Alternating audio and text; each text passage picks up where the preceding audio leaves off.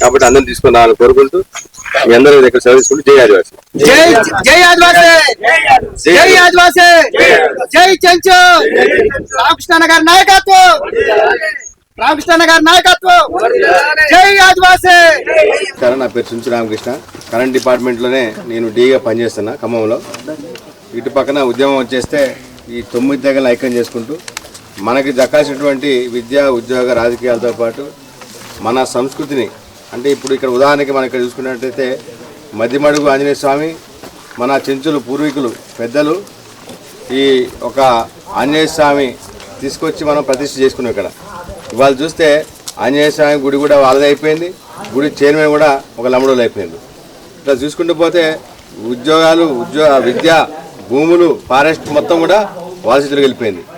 మనం కనీసము ఇక్కడి నుంచి బయటికి పోవాలంటే కూడా చెక్ పోస్టులు ఎక్కడెక్కడ నిర్బంధం. మనకి ఎక్కడికి పోతున్నావు, ఎందుకు పోతున్నావు, వానికి సమాధానం చెప్పాలి. మనం వాడే వలస వచ్చింది ఇక్కడికి. ఇవాళ వలస వచ్చి మన అడుగుతున్నాడు, నువ్వు ఎడికి పోతాను, నువ్వు ఎందుకు పోతాను, నీకు అడవిలో ఏం పని, నీకు చింత చెట్టు చింతపండు నీకేం పని, అసలుకి నువ్వు ఎందుకు ఎక్కుతావు, చింత చెట్టు ఎందుకు ఎక్కుతున్నావు అని ఇట్లా వాళ్ళే మన ఉల్టా ప్రశ్న చేస్తున్నారు. అంటే లాస్ట్కి ఎట్లా అయిపోయిందంటే మనం బతకడానికి కూడా బతకనిచ్చే పరిస్థితి లేకుండా అయిపోయాం. మనం లంబడోళ్ళే మన్ని నువ్వు బతకాలన్నా చచ్చిపోవాలనేది వాడి చెప్పేస్తుంది మన. అవునా కాదు, ఇది వాస్తవం కాదా? ఇప్పుడు ఈ గుడి చూసుకుంటే గుడి చుట్టూ ఎవరు ఉండాలి, మనం ఉండాలి. మన నెట్టేసిండ్రు, మన ఇటు పక్క దొబ్బేసి వాళ్ళు మొత్తం గుడి చుట్టూ కూడా మొత్తం లంబడోళ్ళు తయారైపోయింది. గుడి వాంది అయిపోయింది, గుడి లింగం వాంది అయిపోయింది. కాబట్టి ఇది రానున్న రోజుల్లో ఏంటంటే మన పిల్లలకి తెలవదు, ఇవన్నీ మన చిన్నపిల్లలు తెలుస్తుందా, తర్వాత అటువంటి పిల్లలు తెలుస్తుందా? 5 మంది కాదు మధ్యగూడెం పోయి ఆ మధ్య మడుగు పోయేమైతే మధ్య మడుగు తండ అవుతుంది. అట్లా ఖమ్మం, వరంగల్, ఆదిలాబాద్ అయితే ఊరు పేర్లు మార్చేసారు. పాలూరు తండ అయిపోయింది, పాలూరు తండ అవుతుంది, సానపల్లి తండ అవుతుంది, బౌరాపూర్ తండ అవుతుంది, రాంపూర్ తండ అవుతుంది, అప్పాపూర్ తండ అవుతుంది, చెంచుపల్లి తండ అవుతుంది. చెంచుపల్లి తండ అనేది కొత్తగూడెం పక్కన చుంచుపల్లి ఉంటే చుంచుపల్లి తండ అయింది. చుంచువాళ్ళు మా వాళ్ళు ఉండేవాళ్ళు అక్కడ చుంచుపల్లిలో, మా వాళ్ళు పక్కన ఇట్టేసి చుంచుపల్లి తండ అయిపోయింది. వాళ్ళు సర్పంచ్ వాడే, ఎంపీటీసీ వాడే, చైర్మన్, జడ్పీ చైర్మన్ కూడా వాళ్ళు అయిపోయింది. అక్కడ ఎమ్మెల్యేని వాళ్ళు అయిపోయింది.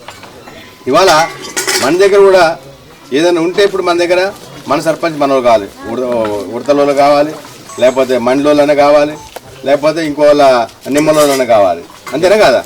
సర్పంచ్ పోటీ ఉంటే ఎవరి మధ్యలో ఉండాలి? పోటీ మన మధ్యలో ఉండాలి, చెంచుల మధ్య ఉండాలి. బావైనా బామ్మర్ది అయినా మనం అవుతామో వాడైతారా? మనకి వాడేమంటుండో బావ అని మొత్తం సురుస్తాను ఇట్లా లోపలికి వచ్చేసి బావకి ఏం చేస్తాడు, ఇంత సారా పోతాడు. సారా పోసినాక సారా మాత్రం మనం చేస్తాను, వాడు ఉడతనూరు ఎవడరా, వీడెవడరా, నిమ్మలోడు ఎవడరా, వాని సంగతి చూస్తా, వీని సంగతి చూస్తా అని చెప్పి మనం తాగి మనం పుడుకుంటాను. వాడు ఏం చేసిండు? చైర్మన్ అయిన వాడు. అవునా కదా? ఇవాళ వాళ్ళ పిల్లలు ఒక్కొక్కరు పెద్ద పెద్ద స్థాయిలో ఇంజనీర్లు, డాక్టర్లు ఇవాళ ఉంటే మన పిల్లలు ఏడున్నారు? చదువుకున్న పిల్లలు ఉద్యోగాలు వస్తున్నాయా? భూములు ఉన్నాయా? భూములు కూడా లేవు, ఏం లేవు. కాబట్టి మీరు అందరూ ఆలోచన చేయండి. ఎందుకంటే ఇప్పటికే తెలంగాణ రాష్ట్రంలో 9 తెగలు ఉన్నాయి. దీంట్లో ఈ 9 తెగలు కోయ, గోండు, కొలాము, పర్దాన్, తోటి, కొండారెడ్డి, నాయక్పూర్ అంతా అవి 8 తెగలు ఒక పక్కన ఉన్నాయి. ఇంకో మిగిలిన తెగ ఎక్కడ ఉంది? ఇక్కడ ఉంది, చెంచు ఉన్నారు, కృష్ణానది పరివాహ ప్రాంతం ఉన్నారు. ఇప్పుడు మిమ్మల్ని కూడా కలుపుకొని పోవాల్సిన బాధ్యత మా మీద ఉందా లేదా? మీరు ఒక్కడే పక్కన ఉండే కాబట్టి వదిలేసిపోతామా? కదా, వదిలేసిపోతే మిమ్మల్ని మింగుతారు. ఫస్ట్ మిమ్మల్ని నరేంద్ర మోడీ అవునా? ఇప్పుడు మనం నరేంద్ర మోడీ అడుగుతున్నాం, ఈ రేవంత్ రెడ్డి అడుగుతున్నాం. సుప్రీం కోర్టులో మాకు కేసు ఉంది. ఆ కేసు వచ్చిన తర్వాత ఖచ్చితంగా ఈ లంబడోళ్ళు వీళ్ళు ఎక్కడి నుంచి అయితే వలస వచ్చారు, రాజస్థాన్ నుంచి వచ్చారు, లేకపోతే ఆఫ్ఘనిస్తాన్ వచ్చారు, ఎక్కడి నుంచి వచ్చారు, కానీ వాళ్ళు అక్కడ పంపాలి. అక్కడ పంపుకొని మన భూములు మనకొట్టి, మన ఉద్యోగాలు మనకు వస్తే, మన గుళ్ళన్నీ కూడా మనకు ఉంటాయి.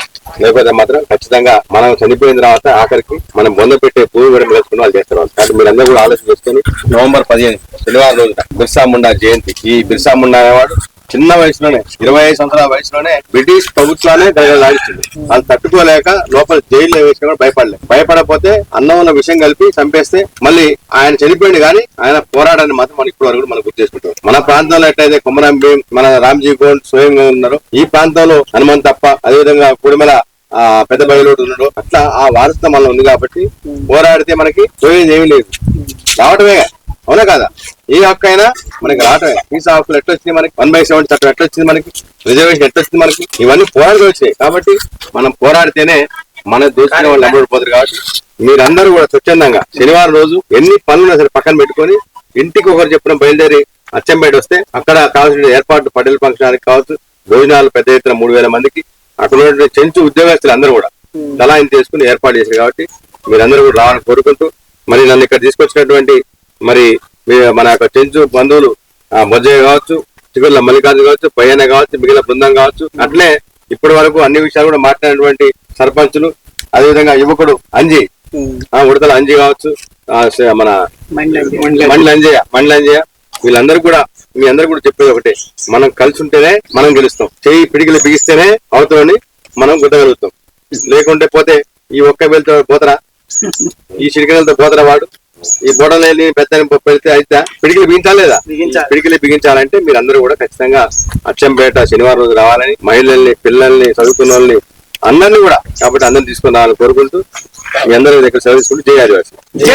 జై ఆదివాసి, జై ఆదివాసి, జై చెంచు. రామకృష్ణ గారి నాయకత్వం, రామకృష్ణ గారి నాయకత్వం. జై ఆదివాసి.